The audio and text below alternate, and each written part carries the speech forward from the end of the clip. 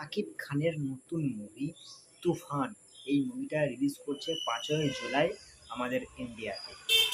5ই জুলাই যখন ইন্ডিয়াতে রিলিজ করবে তুফান সিনেমাটা শাকিব খানের, এই সিনেমাটা ইন্ডিয়াতে কিভাবে সফল হতে পারে এই একটা বিষয়, এটা দেখার বিষয়।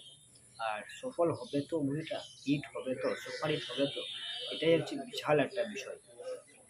ইন্ডিয়াতে যদি মুভিটা সুপারহিট হয়ে যায় তাহলে কিন্তু Bangla cinema, Bangla film industries অনেকটা এগিয়ে চলে যাবে শাকিব খানের জন্য।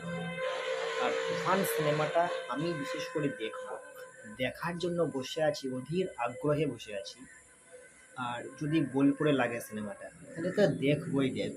তার কারণ বোলপুর একমাত্র সিনেমা হল আমার এখানে, যে ওখানে গিয়ে সিনেমাটা দেখবো আর কি।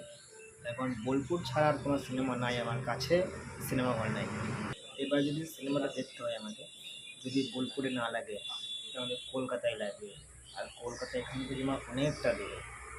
তো সেই সূত্রে যদি বোলপুরে লাগে তাহলে ভালো। তো যাই হোক, সিনেমাটা দেখবো, এগুলো মেন কথা।